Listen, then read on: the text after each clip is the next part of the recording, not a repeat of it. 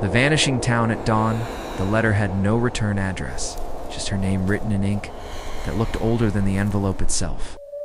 Nadia sat at her cluttered desk in the newsroom, the yellow glow of the desk lamp spilling across stacks of unfinished articles. Her editor's voice still echoed in her ears. One more cliché piece about urban legends, and you're out, Nadia.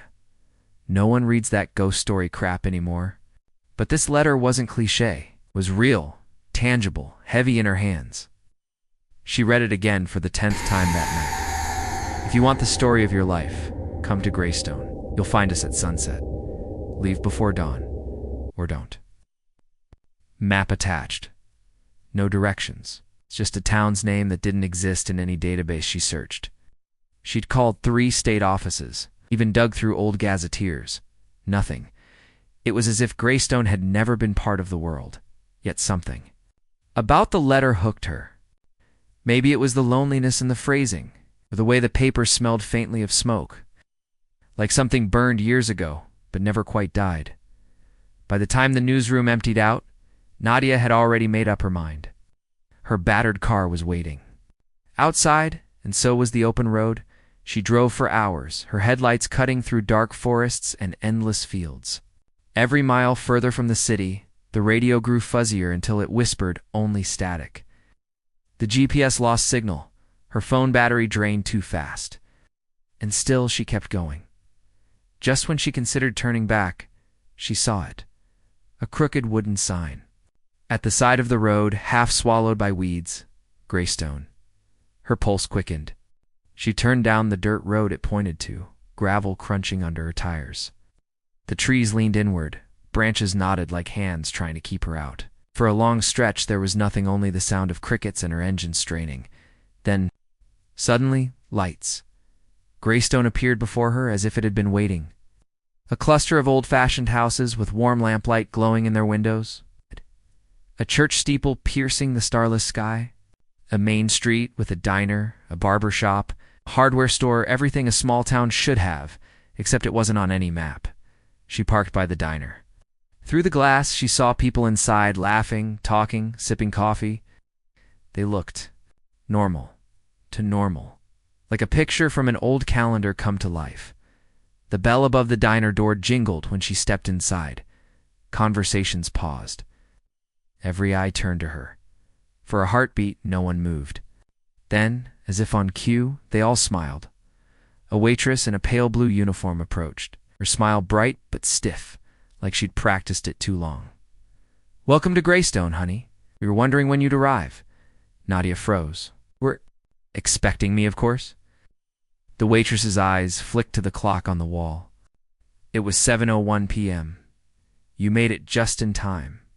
Sunset. Before Nadia could answer, the entire diner seemed to exhale. The people returned to their conversations. Plates clattered.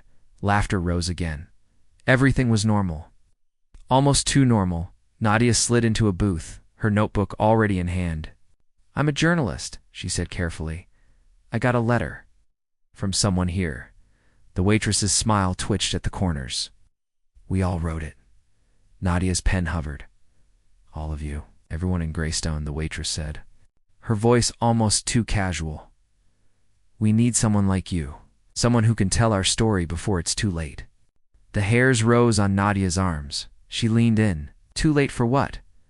The waitress's smile faltered completely. Her eyes darted to the window, where the sky was bleeding into deep purple. "For dawn," she whispered, and then, as the last trace of sun vanished beyond the hills, the lights in the diner flickered. The air thickened, heavy with the smell of smoke and char. Nadia's notebook slipped from her fingers. She knew in her bones that Greystone wasn't just a forgotten town. It was something else, and something that wasn't supposed to exist anymore. And yet here she was, trapped inside it, waiting for dawn. The smell wouldn't leave her nose. Burnt wood, faint but persistent, as though the diner's walls had been steeped in smoke years ago. Nadia picked up her notebook again, flipping to a clean page. She forced her voice to steady. "All right, tell me everything. What exactly happens at dawn?" The waitress, her name tag said, Marash shifted uneasily. Her hands trembled as she set a coffee cup in front of Nadia. It's not. It's easy to explain. You'll see soon enough. But if you're smart, you'll drive away before morning. You'll forget you ever found this place. Nadia's jaw tightened. I don't walk away from stories. And if you all wrote me that letter, it means you. Want this told? Mara leaned closer, lowering her voice. We do. We need someone outside. Someone real. But if you stay, you won't be able to leave. The words clung to Nadia, colder than the coffee. She scribbled them down, the pen scratching across the paper. Why me? Why not send someone else away to tell the world? Mara's. A smile returned, but it didn't reach her eyes, 'cause no one here can leave. The laughter in the diner suddenly sounded too loud, too forced. Nadia looked around again, studying the faces. They were all smiling, but it was like their smiles were masks pulled too tight. She noticed their clothes old-fashioned, out of date, as though they'd stepped straight out of the 1950s. A man in a wool cap sipped coffee from a chipped mug. A pair of children played with wooden blocks on the floor near the counter. None of them looked at her anymore. None of them blinked her. Throat went dry. She pushed the coffee cup away. Okay, she said slowly. Then show me. Show me what happens at dawn. Mara's hand twitched toward hers, almost like she wanted to grab it, but thought better of it. You'll regret asking? The bell over the door jingled. Everyone in the diner froze. Their heads turned in perfect unison. A man stepped in, tall, gaunt, with ash-gray skin and eyes that didn't quite catch the light. His clothes were scorched around the edges, the fabric brittle and flaking like burned paper. He looked at Nadia, and for a moment, she thought his pupils stretched wider than they should. Swallowing his irises, new blood, he rasped. His voice sounded like it came from the bottom of a well. Haven't had any in years. Mara stiffened. Leave her alone, Hel. The man's grin split his face, teeth too sharp, too many. Relax, I'm just welcoming her. Nadia's pulse raced. She forced herself to jot notes, though her hand shook so hard the pen left jagged marks. Who is he? She whispered. Tamara? Mara's eyes stayed locked on Hel. Someone who's been here too long. Hel leaned on the counter, close enough for Nadia to smell the smoke rolling off him. His gaze burned into her. You'll understand. At dawn, journalist. They all do. You'll see how everything you love burns away. Nadia swallowed hard. And if I leave before dawn, his smile widened. Then you won't remember a thing. You'll drive until the road spits you back out. You'll swear you dreamed us. He leaned even closer, his breath hot against her ear. But dreams don't write letters, do they? A shudder ran down her spine. She glanced at the clock again. It was 9:14 p.m. Hours until sunrise. Hours trapped in this place. She stood abruptly, shoving her notebook into her bag. Fine, I'll stay. Show me everything. Hal chuckled as she pushed past him, the sound like crackling flames. Careful what you ask for, little reporter. Greystone always collects its due. Outside, the town looked almost peaceful. The lampposts hummed with pale light. Moths circling lazily. Families strolled the sidewalks, waving at her as if she were an honored guest. But the smell of smoke was stronger here, weaving through the air like an invisible thread. Mara followed her out, her voice urgent. Don't listen to Hal. He's twisted. The fire burned him from the inside out, and now he belongs more to the town than to himself. Nadia stopped in the middle of Main Street. The fire? What fire? Mara's face darkened. The one that took us all, decades ago. That's why you won't find us on maps anymore. We shouldn't be here, but we are. The words sank into Nadia like ice water. She thought of the faint char smell in the diner, the scorched edges of Hal's clothes, you mean? Everyone hears. Mara cut her off quickly, glancing around. Don't say it. Don't even think it too loud. The town listens, punishes. Nadia's stomach lurched. She wanted to argue, to deny it, but the truth pressed down too heavy. She looked at the families strolling, the children laughing, Ghosts. All of them, the church bell tolled suddenly, though the church stood dark and empty.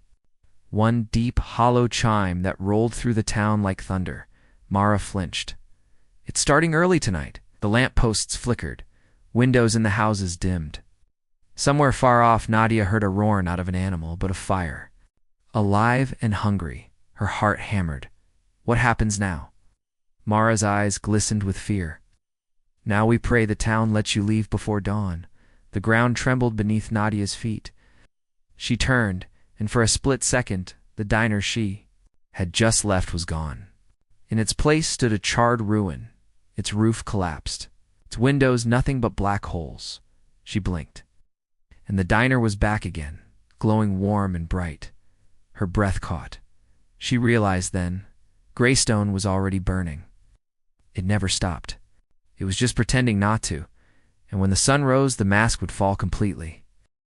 Nadia couldn't shake the image of the diner in ruins. The charred beams, the black windows, the smell of ash clinging to her skin. She followed Mara down Main Street, her shoes crunching on gravel that seemed to hum faintly underfoot. At the far end of the street, the church loomed. Its steeple tilted slightly, as if straining toward the sky. The bell had stopped tolling, but the echo still shivered in her bones. Mara's voice was tight. You should rest. There's a boarding house. We'll give you a room. Just stay inside when the hour comes. What hour? Nadia pressed. Mara's lips thinned. 3 o'clock. That's when the fire is strongest. Nadia wrote furiously in her notebook as they walked. At fire strongest at 3 a.m. Town cycles between life and ruin. Residents trapped. Her fingers ached, but she didn't dare stop. This was more than a story, it was proof. She could make it out. Her editor would choke on his words. But a darker thought slithered in. What if Hal was right? What if she left and forgot it all? The boarding house looked quaint from the outside. White trim, lace curtains, a porch swing creaking in the wind. But when Mara unlocked the door, Nadia smelled it again, the smoke, heavier here, soaked into the wood inside. The furniture was polished, the wallpaper floral. A fire crackled in the hearth, too bright, too hot. Nadia's eyes watered from the heat. An older woman greeted them. Her silver hair was tied neatly, her dress pressed and spotless. But her skin bore faint patches of soot that no amount of washing could hide. Welcome, dear, she said warmly. You must be our guest, the one from outside. Nadia forced a smile. I guess I am. The woman's gaze lingered on her, almost hungrily. It's been so long. You'll bring us hope. Mara's jaw tightened. Don't scare her, Mrs. Albright. The old woman chuckled softly. I don't mean to. Only mean maybe she'll be the one who stays. Nadia's stomach nodded. Stays. The word clung like smoke. Mara led her up a narrow staircase to a small room. The bedspread was neat, a vase of dried flowers on the nightstand. Nadia set her bag down, her notebook still clutched tightly.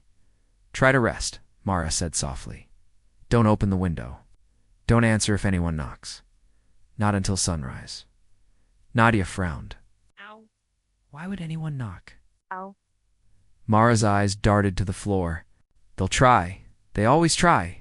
It's not them anymore. Not really. And then she left, shutting the door with a finality that made Nadia's chest tighten. She sat on the bed, notebook open. Her hands shook as she wrote, Town destroyed in fire. All residents trapped. Cycle repeats nightly. Something hunts at 3 a.m. Don't open the door. The clock on the wall ticked steadily. 11:48 p.m. She tried to breathe. Tried to tell herself this was just an assignment, just another urban legend she could expose. But deep down, she already knew this was no legend. Her eyelids grew heavy. She didn't mean to drift, but the heat from the fire and the rhythm of the clock lulled her. When she awoke, it was to silence. The fire in the hearth was gone. The clock read 3:01 a.m. Her pulse spiked. The air was thick, choking with smoke. She stumbled to the window despite Mara's warning.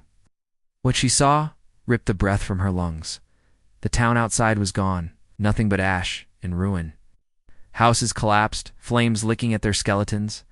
The street cracked and blackened, lampposts bent and twisted. The church steeple was a jagged stump, and the people low God. The people wandered aimlessly in the smoke, their bodies charred, faces half-melted, eyes hollow. They didn't scream. They didn't speak. They just drifted, as if pulled by invisible strings. A knock rattled her door. She froze. Her breath caught. Miss Nadia came a voice, sweet and familiar. It was Mara. Please, open up. You don't need to be afraid. Her heart hammered. She crept closer, pressing her ear against the door. Mara, yes. It's me. Please, let me in. What?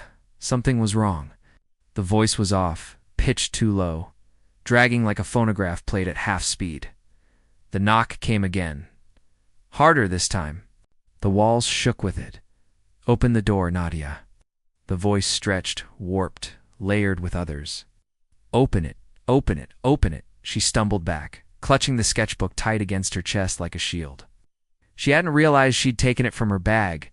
Her pen was already in her hand. The page glowed faintly, words appearing in rough strokes. Don't open it. Draw the lock. Her hand moved without thought. She scribbled a lock onto the door's outline. As soon as the last line closed, a heavy clank echoed in the room. The doorknob froze mid-turn. The knocking stopped. Silenced, Nadia collapsed against the bed, trembling. The clock ticked to 3:15. Outside, the flames roared higher. Shadows stretched across her walls, mouths whispering her name. She realized then the truth wasn't just that Greystone was haunted. The town itself was alive. It wanted her to choose, stay and burn, or leave and forget. The clock hands crept forward, each tick slicing deeper into her nerves. She didn't know if she could survive until dawn. The minutes bled like hours. Nadia sat rigid on the edge of the bed. Notebook clutched so tightly her knuckles turned white. The voices outside the door had gone silent. But the town itself wasn't still. She felt the floorboards vibrating faintly, as though something massive crawled beneath the ground. Every few seconds, a low groan rippled through the walls, like the whole house was breathing. At 3:27 a.m., the air shifted. The smoke pressing against the window parted, just enough for Nadia to see movement in the street below. The burned townsfolk were gathering. One by one, they stumbled from the ash, their bodies cracked and blackened, glowing faintly like embers inside a dying log. Dozens of them, then hundreds, filling the street. Some dragged themselves on ruined limbs, others walked smoothly, too smoothly, their heads twitching at unnatural angles. Their eyes, every one of them, glowed with the same fire. And then they turned toward her window. Nadia's breath stuttered. She stepped back, the notebook trembling in her hands. The crowd lifted their arms in eerie unison, pointing at her. A single word carried on the smoke, whispered by 100 scorched throats at once. Stay. Her knees nearly buckled. They didn't want to kill her. They wanted her to remain. To join them. A knock rattled the door again. Softer this time, almost pleading. Please, whispered Mara's voice. It was broken, cracked like burning wood. If you stay, we don't have to suffer alone. Dia's pen hovered over the paper, her mind racing. Draw an escape, draw anything to get out. But her hand wouldn't move. Some invisible pull urged her to drop the notebook, to surrender. The fire whispered in her ear. Just one choice, Nadia. Stay. You'll never be alone again. She shook her head violently, biting her lip until she tasted blood. The sting cleared her mind. She slammed the pen to the page and scrawled, "Door, exit now." The walls groaned. The door shuddered. And then, impossibly, the wood warped, reshaping itself into a tall archway glowing faintly with white light. The voices outside screamed in fury. The burned crowd clawed at the walls, their fingernails screeching across the glass. Mara's voice deepened into something guttural, inhuman. No one leaves, Nadia. No one leaves. Nadia didn't hesitate. She grabbed her bag, shoved the notebook inside, and bolted through the glowing arch. The world outside collapsed into chaos. She wasn't on Main Street anymore. She was in a vast, shifting corridor of ash and smoke. Buildings stretched and melted around her like wax. The ground pulsed under her feet, as if she were running across the ribs of something monstrous. Whispers swarmed her. Faces formed in the smoke mist her howl. Mrs. Albright, Marich one, begging, accusing, commanding. Stay. Write us free. Burn with us. She ran until her lungs screamed. The arch behind her shrank into darkness. Ahead, faintly, she saw a glimmer like dawn breaking through a shattered horizon, but the ground split open before she could reach it. From the crack rose a figure, massive and skeletal, its body made of charred beams and writhing smoke. Its skull was the church steeple, jagged and broken. Fire burned in its rib cage, a furnace heart. The town itself had taken form. It towered above her, each movement shattering the ground. Its voice was the roar of flames. You cannot leave, writer. You carry us now. Nadia staggered back, fumbling for her notebook. She flipped to a blank page, her pen jerking across it in desperation. She drew chains snapping, doors breaking open, light pouring through.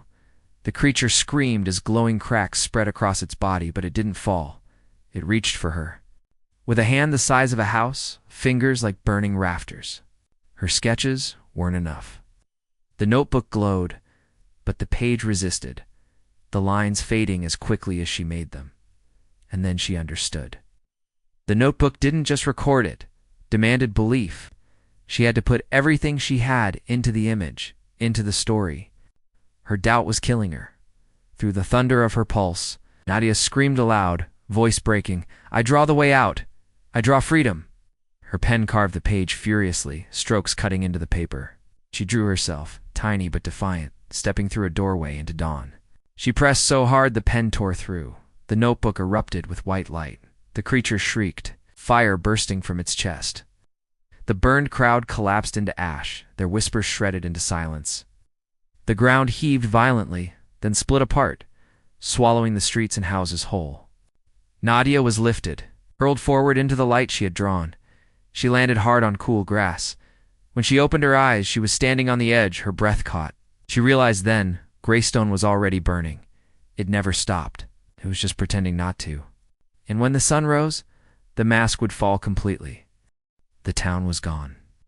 No ruins, no smoke, just trees swaying in the wind and the first pale streaks of morning sky. Her notebook lay beside her. She picked it up, flipping through frantically. Every page was blank. No drawings, no words. Her heart sank. Had she imagined it all? But when she touched the last page, she felt heat radiating faintly from it. In the corner, almost invisible, was a smear of ash shaped like a door. Nadia sat on the roadside, trembling. She was free, but the story was gone. No one would believe her now, and then soft, almost too faint to hear, a whisper brushed her ear. The sunrise spread across the horizon, warm gold bleeding into the night sky. For a few minutes, Nadia just sat on the roadside, breathing hard, trying to convince herself that she had really escaped. Her hands wouldn't stop shaking. She clutched the notebook against her chest like a lifeline, its once heavy weight strangely hollow now. The pages were blank, empty, as though the entire nightmare had been scrubbed away, but the ashmere door at the back burned faintly against her fingertips. It wasn't a mark of ink or graphite. It was char, real soot, smudging her skin. She wasn't free. Not really. A car appeared on the highway, headlights cutting through the early dawn. Nadia scrambled to her feet, waving her arms desperately. The sedan slowed, tires crunching on gravel. A woman rolled down the window, middle-aged, tired eyes behind round glasses. "You all right? You look lost." Nadia forced a shaky smile. Car broke down. I just need to get into town." The woman nodded sympathetically. "Of course. I'm headed toward the next gas station. Hop in." Relief flooded Nadia as she climbed into the passenger seat, clutching her bag. The warmth of the car, the faint smell of coffee and worn leather, it all felt so normal it almost broke her. As they drove, the woman kept glancing at her. "You look familiar? Have I seen you around before?" Nadia's throat tightened. "I don't think so. I'm just passing through." The woman chuckled softly. "Strange. You look exactly like someone I knew from Halewick." The name stabbed through Nadia's chest. She turned sharply. "What did you say?" The woman smiled, her lips stretching a little too wide. "Halewick, the town up the road where I'm from." Nadia's stomach dropped. Her hand clutched the notebook instinctively. The world outside the window, blurred trees warping into blackened husks, sky dimming back into smoky gray. "No," Nadia whispered. "I escaped. I left." The woman's eyes glowed faintly in the rearview mirror. Ash dust trickled from her hairline. Her voice deepened. "No one leaves, Ryder. Not while we burn." The steering wheel jerked on its own, the car veering off the highway. Nadia screamed, fumbling with the door handle. She threw herself out just as the vehicle dissolved into smoke. The woman's laughter echoing through the air. Nadia hit the ground hard, rolling through gravel and grass. When she looked up, the highway was gone. She was back in Halewick. The same cracked main street stretched before her. Same houses, half-rotted and glowing faintly with embers. Oh, the sky was dark again, as if dawn had never happened. And standing in the middle of the road, waiting for her, was Mara. Her skin was split and charred, her eyes hollow pits glowing red. Yet her smile was calm, almost kind. "You can't run from us, Nadia. The fire binds us all. You tasted freedom for a moment, but now you're one of us. The town lives inside you." Nadia staggered back, shaking her head violently. "No, I'm not yours." Mara took a step closer, her burned feet leaving trails of ash. "But you are? You wrote the door. You gave us shape again. Every stroke of your pen feeds us." Her gaze flicked to the notebook. "It's not empty. It never was." Nadia's trembling hands opened it again. Her breath caught. The pages weren't blank anymore. They were filled line after line, sketch after sketch with scenes she hadn't drawn. The burned crowd reaching for her. Skeletal town rising from the ground. Mara's face twisted and cracked, whispering "stay," and on the final page her own body. Lying motionless in the ash, her pulse thundered in her ears. "No," she whispered. "This isn't real. This isn't," but the notebook pulsed under. Her fingers warm and alive, as if it had a heartbeat. Mara's voice softened. "You don't have to fight. You've carried stories your whole life, haven't you? Now you can carry ours. All we ask is that you stop running." The air filled with whispers again, rising from the cracked earth. Dozens of voices, all layered over each other. "Stay. Write us." The ground trembled. Ash stormed through the air, stinging her eyes, filling her lungs. The town itself groaned like a living thing, shifting, pulling her deeper into its embrace. Nadia dropped to her knees, coughing, tears streaming down her face. She pressed the notebook to her chest. Her mind screamed at her to draw another door, another escape. But some deeper part of her whispered that it was pointless. Wherever she went, the town would follow. Halewick wasn't a place anymore. It was inside her, and as the darkness pressed closer, as Mara's burned hand reached out toward her, Nadia realized with gut-wrenching clarity. The story wasn't about her escaping the town. It was about the town escaping through her. Nadia didn't. Remember how she got out? One moment, she was kneeling in the ash while Mara's hand hovered above her like a brand. The next, she was sitting in a diner, fluorescent lights buzzing, the smell of burnt coffee and grease filling the air. Her notebook was open on the counter, pen resting against the spine. She blinked hard, trying to steady her breathing. Around her, waitresses moved in tired rhythm, refilling cups, wiping down tables. Truckers muttered at booths. Neon glowed through the window. Exit 14 diner. She was free. Again, but the air felt wrong, too thick. The voices weren't gone. They hummed faintly beneath the clatter of dishes, like a radio tuned to static. Her eyes dropped to the notebook. She hadn't written a word since the ash storm. And yet, the pages had changed again. She turned them with shaking fingers. Scenes unfolded this diner exactly as she saw it now. The waitress pouring coffee, the man at the booth eating pancakes, and on the last page, herself, sitting stiff on the stool, clutching the notebook. But in the sketch, flames curled up. Her legs, Nadia slammed it shut. "Rough night," a voice asked. She looked up. The waitress stood before her, smiling too brightly. Her namatag read Mara. Nadia's stomach dropped. No, not here. Not again.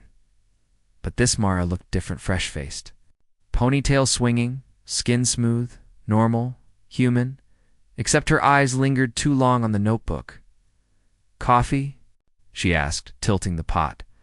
Nadia forced a nod. "Yeah, thanks." As the coffee poured, the waitress leaned closer, voice dropping low. "It spreads through words, you know. Every time you think about us, every time you write." Nadia's blood ran cold. The waitress's smile didn't falter. "You're not just a witness anymore, Nadia. You're our doorway." Before Nadia could reply, the bell over the diner door jingled. A group of teenagers entered, laughing too loudly. One of them bumped against her stool, catching sight of the notebook. "What's that?" he asked, grinning. "Sketchbook." Nadia clutched it to her chest. "Don't touch it." But it was too late. He had already glimpsed a corner of the ebb. Page, his laughter faltered. His face paled. "What the hell?" he whispered. His friends leaned over to see the page showed them, each of them burned and blackened, standing in the ash streets of Halewick. The laughter died. One of the girls screamed. The diner lights flickered violently. The smell of grease turned acrid, thick smoke curling from the kitchen. Plates shattered, coffee spilled, and suddenly the cheerful clatter was drowned by a rising roar, the roar of flames. Nadia leaped up, shoving the notebook into her bag. "Don't look at it," she shouted, but no one listened. The teens stumbled back, their eyes glowing faintly, their skin cracking with fiery veins. Their screams twisted into guttural shrieks as they clawed at their faces. The waitress Mara, but not Mara, stood calmly in the middle of it all, her smile serene. "See, one look is all it takes. You've set us free." The walls of the diner warped, paint blistering, tiles splitting into black char. The truckers at the booths melted into ash figures, their mouths stretching open in silent screams. The air thickened with smoke. Nadia ran. She burst out the door into night air, coughing hard. But the parking lot wasn't asphalt anymore. It was cracked cobblestone, glowing faintly red between the seams. The neon sign flickered, then collapsed into cinders. The diner had become part of Halewick, and worse, the teens stumbled out behind her, their burned faces glowing. They weren't trapped like the others. They were new. The town was growing. "No," Nadia whispered, stumbling back toward the highway. No. Her notebook pulsed against her ribs like a second heartbeat. She yanked it out, flipping to the blankest page she could find. Her pen hovered, trembling. What could she do? Draw them whole again? Would that work? The teens convulsed in the lot, their voices cracking as the fire devoured them. Their eyes snapped toward her in unison, glowing coals piercing the night. "Writer?" they hissed. "Write us free." Her hands shook violently. She tried to sketch them alive, unburned, standing in the diner again. But the pen stuttered, her vision blurring, each line warped, curling into smoke and flame on the page. The notebook wanted fire. The ground split beneath her feet. Ash billowed upward, swallowing the sky. Mara's voice rang out, calm and steady. "You can't undo it, Nadia. You can only spread it." The teens staggered closer, their skin flaking into ash. And behind them, shapes emerged, hundreds of them, all burned, all glowing. Halewick wasn't trapped anymore, it was blooming outward, swallowing reality piece by piece. Nadia clutched the notebook to her chest, her scream lost in the roar of the fire. Nadia's scream caught in her throat, raw and desperate, but the fire drowned it out. The diner was gone. The highway was gone. The world she knew was dissolving into blackened beams and choking ash. The burned figures pressed closer, their glowing eyes fixed on her like hungry predators, and at the center of it all, the notebook throbbed against her chest. It wasn't a book anymore. It was alive, a furnace heart that pulsed in rhythm with. The flames, each beat sent waves of heat through her veins, scorching her from the inside out. She stumbled backward, clutching it, her mind racing. She couldn't fight this. She couldn't draw her way out again. Every attempt only made the fire spread faster. "Destroy it," a voice whispered inside her head. "End it before it consumes everything." Her eyes darted around. The ground split in two, fiery cracks. The teens were writhing in the ash, half-formed between living and dead. Mara stood behind them, calm, waiting. Nadia gripped the notebook tighter. If she burned it, maybe the town would collapse with it. Halewick would finally die. But another thought struck her like a knife to the gut. What if the notebook was the only thing tethering her to reality? If she destroyed it, what would happen to her? Mara seemed to sense her hesitation. She stepped closer, her charred smile faintly sympathetic. It's not a prison, Nadia. It's a seed. You can't destroy it. You can only decide how it grows. The burned crowd behind her murmured in agreement, voices like 100 crackling fires. Stay, write us. Spread us. Nadia's chest heaved. I won't let you out. Mara tilted her head, embers spilling from her hair. You already have. And then Nadia noticed far beyond the warped streets of Halewick, beyond the glowing cracks. In the ground, a faint light in the distance. Car headlights, a real road. Her pulse surged. The real world was still there. She hadn't lost everything yet. Adrenaline shot through her. She bolted, clutching the notebook, sprinting toward the glow.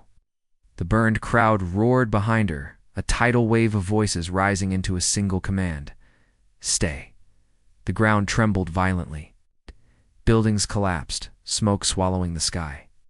The skeletal figure of the town itself rose again, massive and towering, its ribcage burning with fire. Its voice thundered like an earthquake. You are ours, writer. You carry us in every word. Its colossal hand reached down, crashing into the street, scattering ash and flame. Nadia sprinted harder, lungs screaming, legs burning. The headlights grew brighter. Closer, she yanked open the notebook mid-run, flipping to a blank page. Her hand flew, sketching wildly herself on the road, flagging down a car, herself escaping. The lines glowed faintly, flickering like a dying flame. The notebook resisted, its heat scorching her palms. But she forced the pen down, gouging the page with every stroke. Come on, she hissed, through gritted teeth. Work. Just one more time. The light ahead swelled, blinding. Tires screeched. A horn blared, and suddenly she was standing on asphalt again. Real asphalt. As a truck skidded to a stop mere feet away, the driver, a middle-aged man in a baseball cap, leaned out, swearing. Jesus Christ, lady, you're trying to get yourself killed? Nadia staggered back, trembling. She was out. She was really out. But when she looked down, the notebook still pulsed in her hands. And faintly beneath the driver's curses, she heard dozens of voices whispering in unison. Stay, stay, stay. Her stomach twisted. The town wasn't gone. It was inside her. And every time she wrote, every time she let someone see, it would spread. The driver frowned at her pale, shaking form. You need a ride? Nearest town's a few miles out. Nadia's throat was dry. She looked at the notebook, then at the man. Behind his ordinary eyes, she imagined a flicker of fire waiting to catch. Yeah, she whispered hoarsely. I need a ride. She climbed into the truck, clutching the cursed book to her chest. As the vehicle pulled away, the forest swallowed the ruined road behind them, and though she didn't dare open it, Nadia felt the notebook's heartbeat syncing with her own. Not gone, not destroyed. Just waiting, the truck rattled along the highway, its headlights cutting through the darkness. Nadia sat rigid in the passenger seat, notebook pressed to her lap like a sleeping animal she was afraid to wake. The driver kept glancing at her, his brow furrowed. You okay? You look like you've been through hell. She forced a smile, lips cracking. Something like that?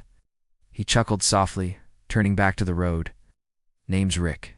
Don't worry, we'll get you to town. Warm bed, hot meal. You'll feel human again. Human. The word hit her like a cruel joke.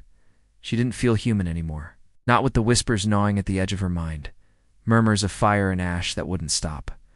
Not with the notebook. Pulsing in rhythm with her heartbeat, her gaze drifted to Rick's hands on the wheel. Ordinary, calloused, stained with grease. But what if she slipped? What if she let him see the notebook? Would the fire catch? Would Halewick bloom inside him too? She swallowed hard, and pressed the notebook tighter to her chest. No one else. It can't touch anyone else. But the voices disagreed. One is not enough, they whispered. We are many. We burn brighter together. Her vision swam, heat rushing through her veins. She clenched her jaw, forcing herself to focus on the blur of trees rushing past. You from around here? Rick asked casually. Nadia hesitated. She couldn't tell him the truth. Couldn't explain the town, the fire, the people who never stopped burning. He wouldn't believe her anyway. I was passing through, she managed. Rick nodded. Lots of empty stretches around here. Easy to get lost. Lost? The whispers echoed, voices curling through her skull. We were lost. You found us. You keep us alive. She bit the inside of her cheek until she tasted blood, desperate for silence. The road stretched on endlessly, the hum of the engine lulling her toward exhaustion. Her eyelids drooped, just a moment of rest, just a moment of. Scream ripped through her skull, her eyes snapped open. The windshield was filled with fire. She jerked back in her seat, heart hammering. But the road was still there, dark and empty. No flames, no ash, just asphalt. Rick glanced at her, startled. You okay? She nodded shakily, wiping sweat from her brow. Just tired. But inside the notebook, she swore she felt something. Shift, pages turning on their own. She couldn't hold it anymore. She had to end this. Her mind raced through possibilities. Burning it hadn't worked before it thrived on fire, ripping out pages. The sketches bled back no matter what. Tossing it away? It always returned. There was only one option left. She had to end herself with it. Her pulse thundered. Could she really do it? Could she throw herself into nothingness just to stop Halewick from spreading? She pictured Mara's smile. The burned. Children reaching for her, skeletal monster of the town itself, rising from the earth. And the teens in the diner, their lives stolen because of her. Yes, she could. She opened her mouth. Rick, can you? But before she could finish, the truck lurched violently. The tires screeched. Rick swore, fighting the wheel. Nadia braced herself as the vehicle skidded, then jolted to a stop on the shoulder. Damn. Deer, Rick muttered, breathing hard. Came out of nowhere. Nadia's breath caught in her throat. There was no deer.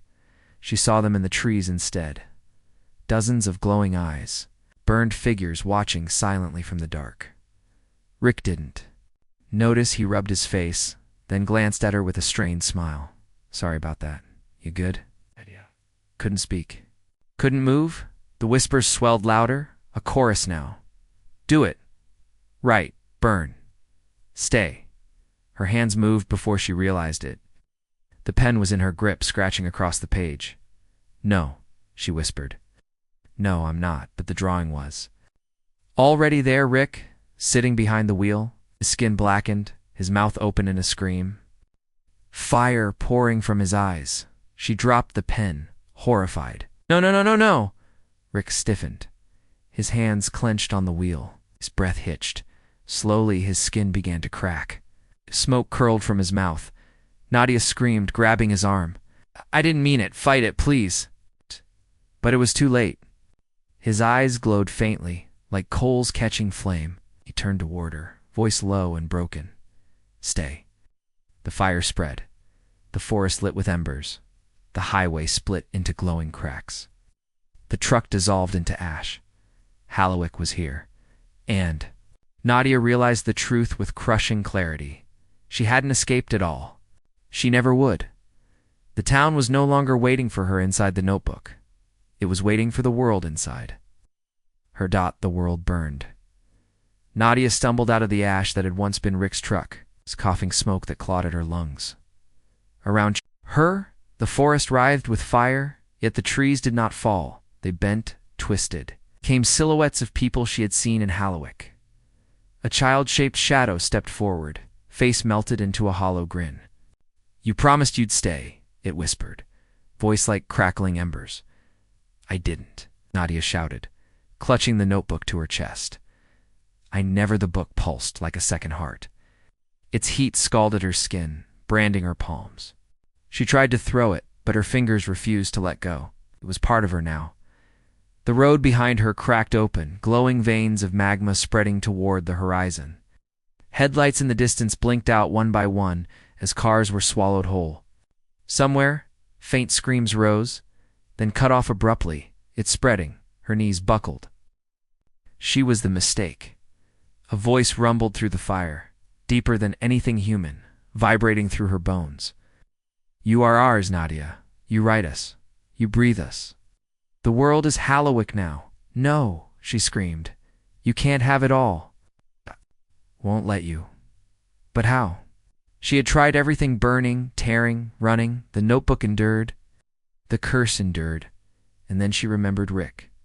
The way he looked at her, confused, before the fire took him. He hadn't chosen this. None of them had, but she could choose. Her breath steadied, resolve forming like steel in her chest. There was one way left, not to destroy the notebook, but to finish it. If she could write an ending, a real ending, maybe she could lock Halewick away forever. Her hands trembled as she opened the book. The pages glowed, words and sketches crawling across them like living things. Ashy faces stared from the margins. Flames licked the lines. She gripped the pen. Then let's finish this. The whispers screamed in protest, 1,000 voices clawing at her mind. No, stay, write forever, never end. But she pressed the pen down. Her words cut across the page, furious, unstoppable. Halewick ends here. The fire dies. Let the lost find peace. The voices fall silent. The ground shook violently. The burning silhouettes shrieked, their forms unraveling. Smoke poured from their mouths as they dissolved into dust. The air cooled. Nadia wrote faster. Tears. Blurring her vision, the curse is bound. The book is sealed. Fire cannot spread. The notebook screamed in her hands. The heat surged, nearly breaking her grip. She felt her skin blister, but she didn't stop. And Nadia, her hand hovered, her throat tightened. She knew what she had to write. Does not leave. The final stroke slashed across the paper. The notebook went still. The fire roared once, then extinguished. Silence fell. The highway stretched ahead, cracked but intact. The forest was dark, charred but no longer burning. Rick's truck was gone. Rick himself was gone. And Nadia was gone too. Where she had stood, only the notebook remained, lying on the asphalt. Its cover was scorched black, edges crumbling. For the first time it looked lifeless.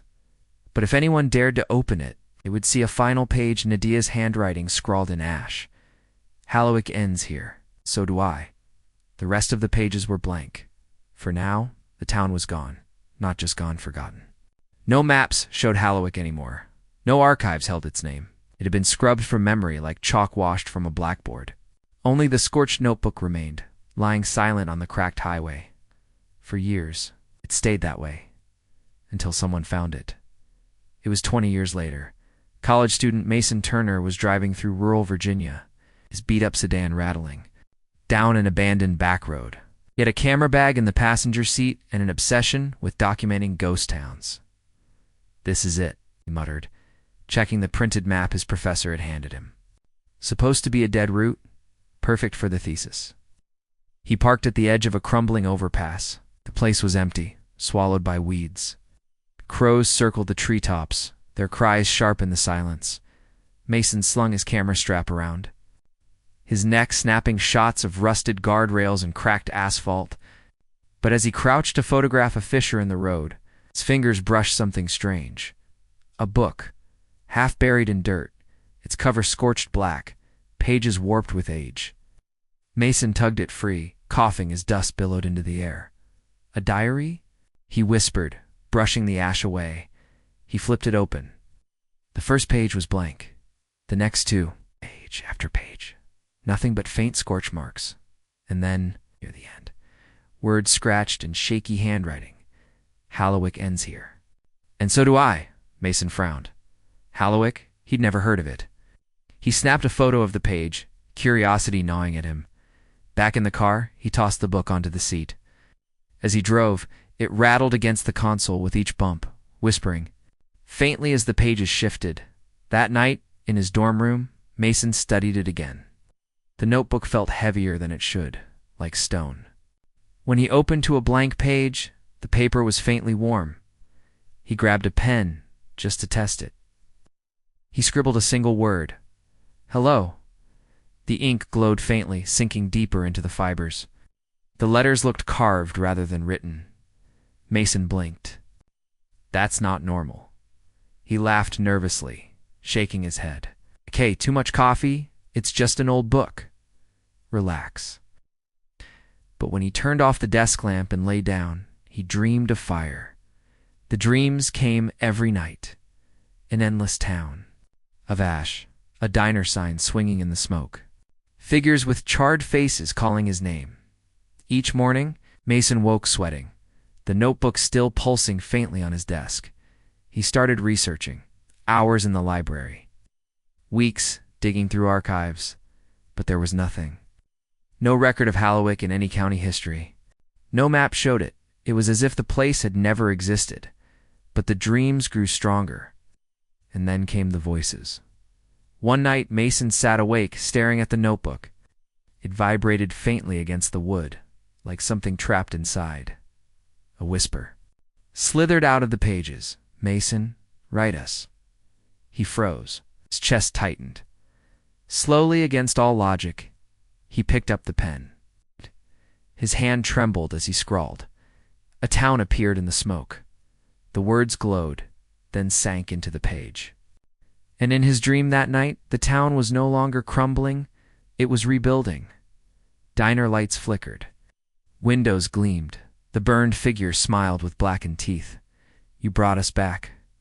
Mason didn't tell anyone at first. Would believe him?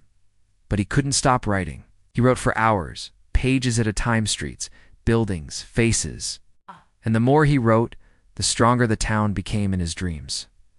Until one morning, he awoke with ash on his bedsheets. That's when he realized it wasn't just dreams anymore. Halewick was bleeding into the real world. He tried to fight it. Tried to burn the notebook. It wouldn't catch. Tried to drown it. Pages refused to soak. And always the whispers followed. "Don't stop. Keep writing. We're almost back." Mason's roommate found him one evening, hunched over the desk feverishly, sketching a diner booth. The notebook glowed, his eyes hollow and bloodshot. "Dude," his roommate whispered, backing away. "What the hell are you doing?" Mason turned, lips cracked into a smile too wide. Ash streaked his fingers. "Just finishing a story." The lights in the dorm flickered. Smoke curled from the vents, and somewhere, far beyond the campus, on an abandoned road swallowed by weeds, town's diner lights flickered back on. The notebook had found a new writer in Halewick. It was coming back. Not as a dream, not as a memory, but as a place, waiting for anyone unlucky enough to wander its streets, after dark. Mason stopped going to class. At first, professors just marked him absent. Friends thought he'd burned out on his thesis. But by the third week, no one had seen him except his roommate, and he wished he hadn't, because Mason wasn't Mason. Anymore, he barely slept. When he did, the notebook followed him into his dreams, pages fluttering like wings. He muttered names of people no one recognized. He scribbled street maps across his dorm walls, arrows leading nowhere. Sometimes, at night, his roommate swore he saw a light bleeding out from under Mason's door like firelight. And faintly, the smell of smoke. One evening, Mason sat alone at his desk, staring at the notebook. Its pages pulsed faintly with warmth, as if breathing. He whispered, "I can't stop, can I?" The whispers answered, "No, you're chosen." Nadia. "Ended it, but you can begin again, Nadia," Mason repeated, frowning. He didn't know why the name sounded familiar. Maybe he had written it somewhere. Maybe the notebook had. He flipped through the charred pages, searching. Near the back, scribbled faintly in blackened ink, "Halewick ends here, and so do I for a moment." He hesitated. The letters felt different, defiant. Whoever wrote them had tried to stop it, but the next blank page hummed under his fingers, whispering promises. Mason write. "We need streets. We need faces. We need you. And his pen moved, even when he tried not to. At first it was just buildings, a diner with a neon sign, a row of crooked houses, a gas station with flickering lights.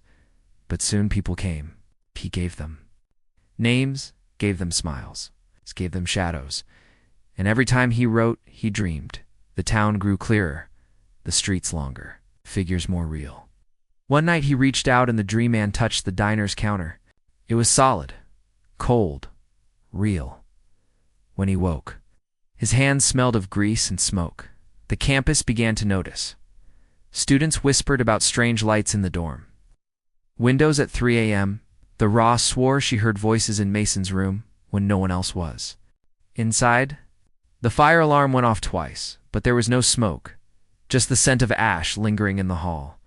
Mason's roommate moved out. He couldn't take the whispers, the scratching of the pen, the way Mason sometimes stood at the window, staring at nothing, lips moving, as if repeating what someone else was saying. By mid-semester, Mason rarely left his room. Food deliveries piled outside his door. When maintenance knocked, he didn't answer. Inside, the room was unrecognizable. Walls were covered in pages torn from notebooks, maps of Halewick, portraits of ash-faced strangers, sketches of fire-eating. Through the sky, and in the center, on the desk, the scorched notebook glowed faintly, its pages nearly filled. One night Mason wrote until his hands bled. He drew the diner fully restored, lights blazing. Love.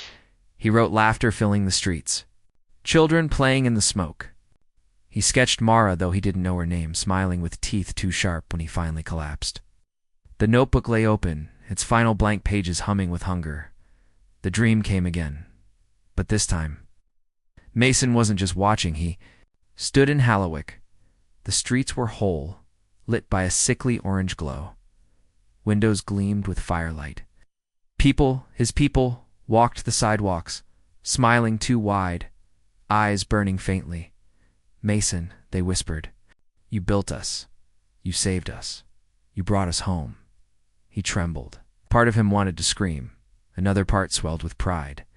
He had created this. He had given life where there was none. A figure stepped forward, tall, graceful. Her hair dripped. Embers. Her eyes glowed like furnaces. Mara, you've done what Nadia refused, she said softly. You've given us a place again. Mason swallowed hard. Who are you? She smiled, tilting her head. A memory, a ghost, a guide. Call me Mara. He whispered the name, and the notebook pulsed on the desk in his dorm room. Mara stepped closer, placing a charred hand on his shoulder. But this town is fragile, half-born. You must finish it. How? His voice cracked. Fill the last page, she said simply. Write the binding. Anchor Halewick to the world. His chest tightened. And if I don't, her smile sharpened, then we'll stay between worlds. Hungry, angry, and we will take. Mason woke, gasping, sweat pouring down his face. The notebook glowed hot on the desk. Its last page was waiting. He stared at it for hours, pen trembling in his hand. If he wrote, Halewick would return. If he didn't, they would tear through anyway. He was trapped by winter. Campus police forced Mason's door open. Inside, the room was empty, his bed untouched. Clothes scattered, food rotted. On the desk sat the notebook, its final page filled, scrawled in frantic handwriting. Halewick lives, and beneath it, shaky signature. Mason Turner.